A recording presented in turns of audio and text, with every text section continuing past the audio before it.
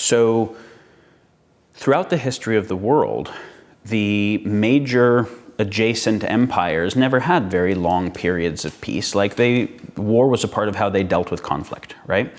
And at World War II, something changed where we could never have large-scale war between the major powers because our weapons were too big. It was too catastrophic.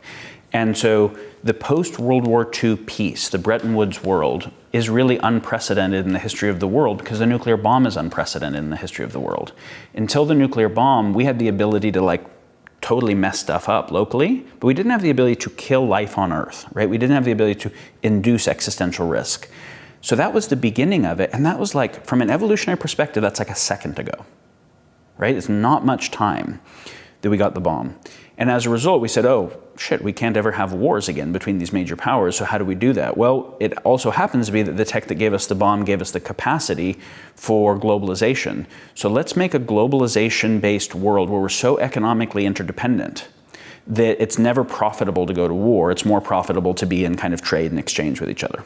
Well, in a lot of ways that makes sense, right? And we haven't had another world war since then, so it's kind of made sense.